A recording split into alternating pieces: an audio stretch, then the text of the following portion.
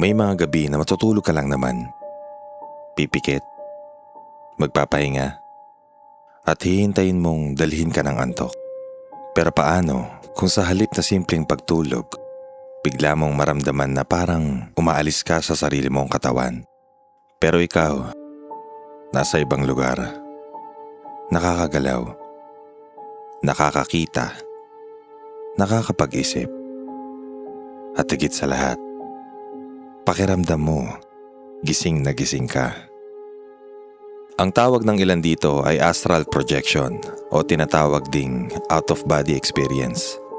At sa episode natin ngayon, pag-uusapan natin ang ilang kakaiba, nakakatakot, at minsan naman ay nakakagandang karanasan ng mga taong nagsasabing nakaranas sila nito. Pero bago tayo magsimula, gusto ko muna maging malinaw sa inyo. Wala akong personal na karanasan o eksperto sa astral projection.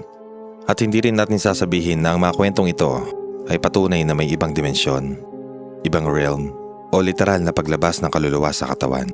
Ang pag-uusapan natin ay mga shared stories galing online. Mga kwento ng mga taong nagsasabing naranasan nila ito.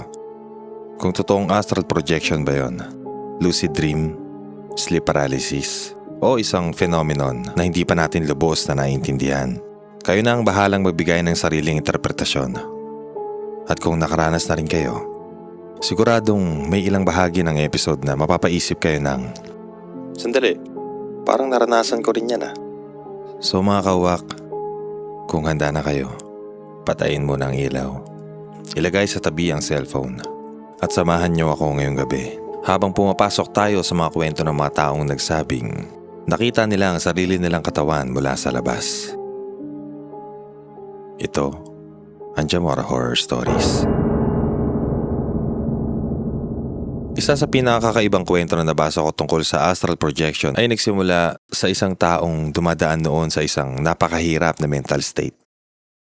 Ayon sa kanya, depress siya noong mga panahon na yon. Isang gabi, humiga siya para matulog. At habang sinusubukan niyang makatulog, may ginagawa siyang parang relaxation exercise. Ini-imagine niya ang mga numero, may iba't ibang kulay, at dahan-dahan niyang binibilang pababa mula 10. Habang ginagawa niya yon, nagsimula siyang makakita ng mga puting flashes. Normal daw na kapag nangyayari yon, nagigising siya o biglang nawawala ang antok. Pero ng gabing yon, parang hinayaan na lang niya. At doon nagsimula ang kakaiba. Sinabi niya na nakaramdam siya na parang pagtumbling, parang dumudulas, parang hinihigop o hinihila. May kasamang whooshing sensation.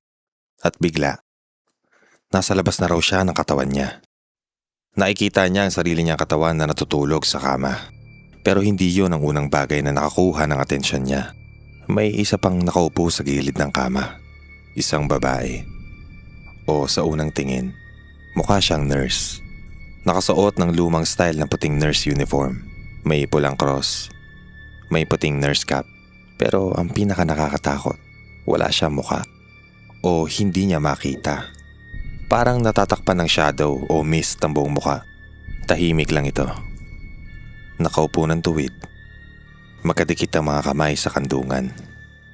At parang nakatingin lang sa harapan. Hindi gumagalaw. Hindi nagsasalita.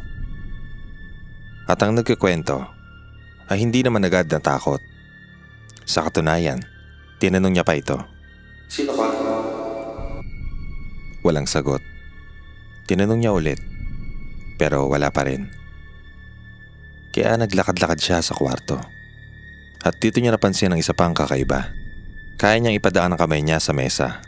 Sa pader, parang wala itong physical resistance. At doon siya lalo namang na-excite. Pero paulit-ulit pa rin bumabalik sa isip niya yung nurse. Sino to? Bakit nandito? At ang gusto nito? Sa isang punto, naisip niya, baka gusto nitong kunin ang katawan niya. At doon nagsimula ang takot. Sinubukan niyang lumipad papunta sa sulok ng kwarto. At ayon sa kanya, bigla siyang napunta roon. Mabilis. Parang lumipad. At mas kakaiba pa, may pakiramdam siyang parang 360 degree ang vision niya. Hindi lang siya nakatingin sa harapan. Parang nakikita niya rin ang paligid niya. At habang tumatagal, lalo siyang natatakot sa nurse.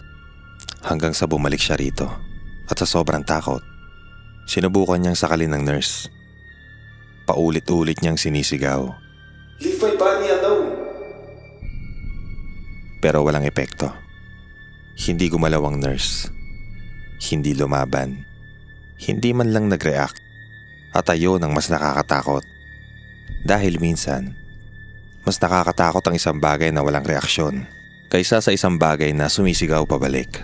Sa huli, bumalik siya sa katawan niya at nagising. Pagmulat niya, wala na ang nurse. Dito nagiging interesting ang kwento. Dahil sinabi ng nagkwento na matagal na siyang lucid dreamer. Sanay siyang mangarap ng malinaw. Sanay siyang kontrolin ng panaginip.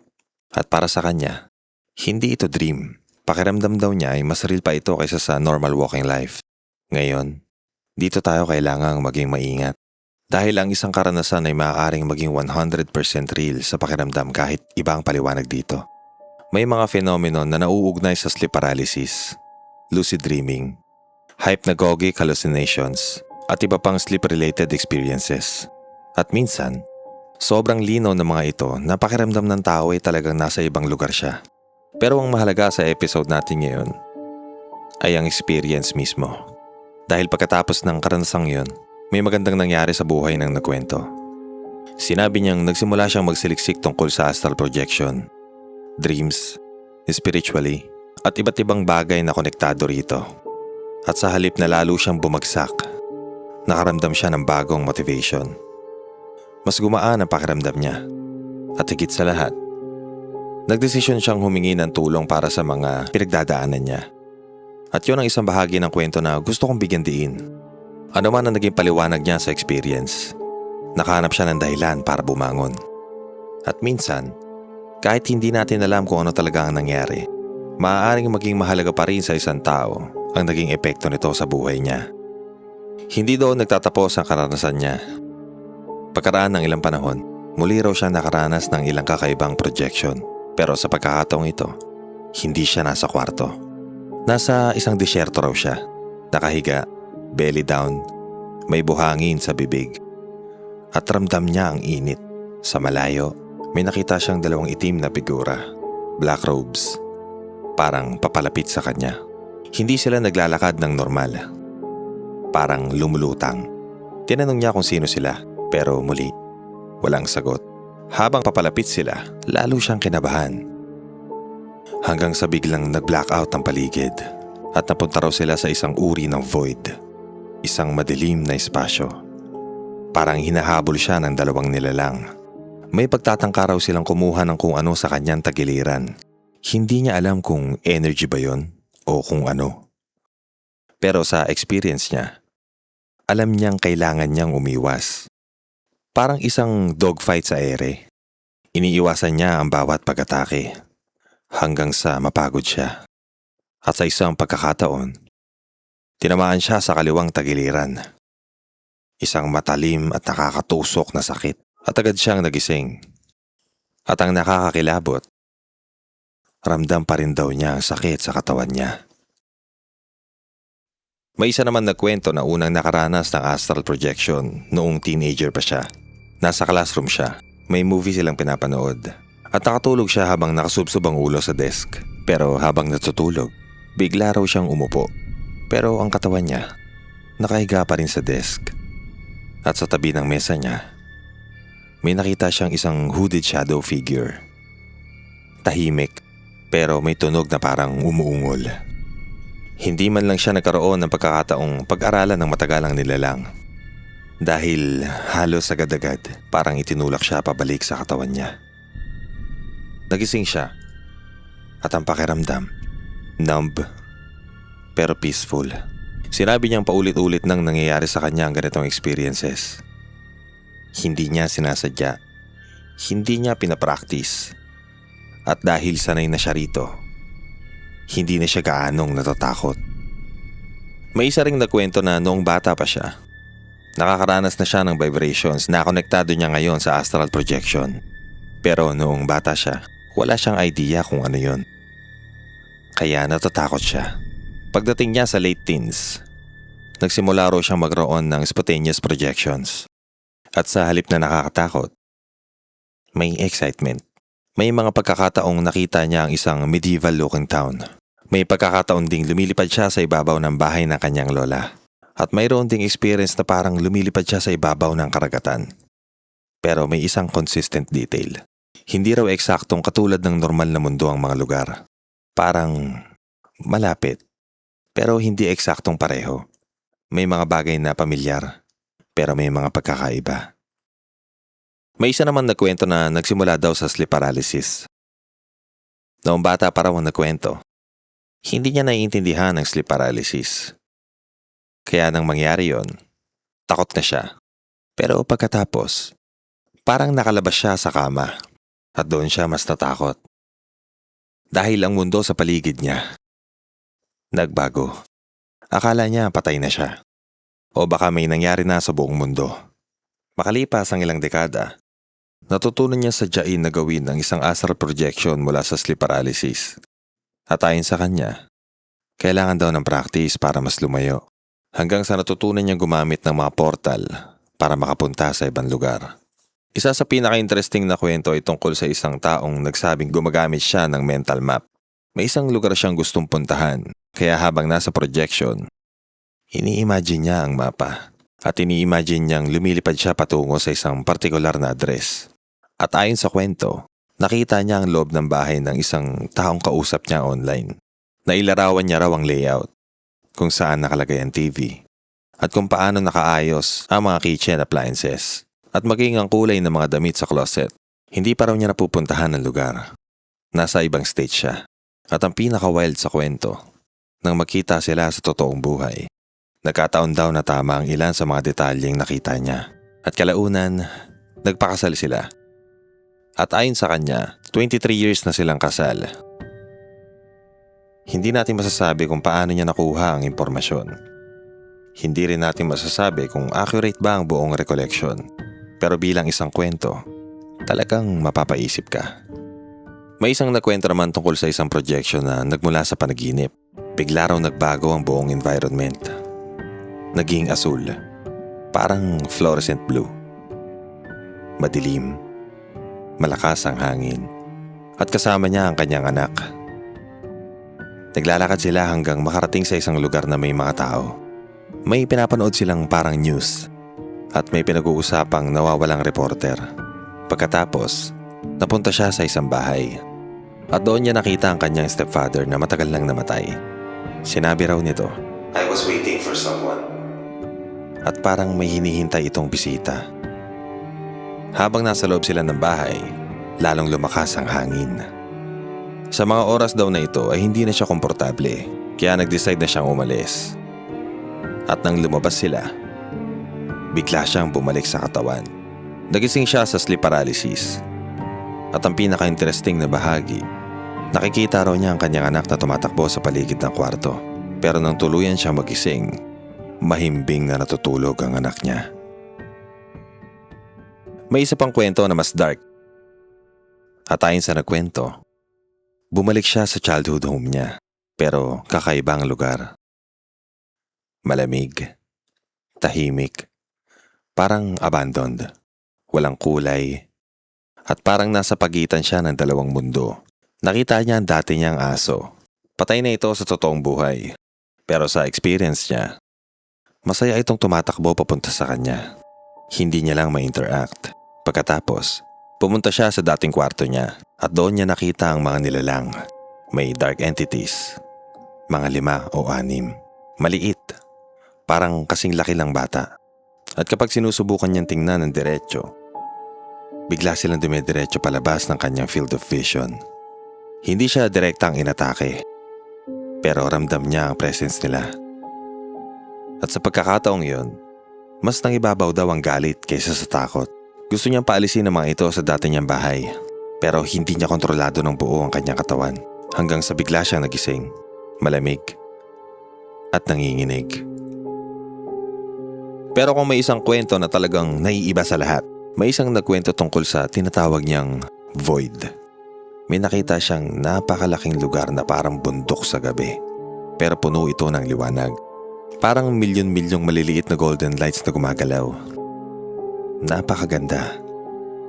Halos hindi niya maipaliwanag sa salita, pero sa ilalim nito, may isang bagay.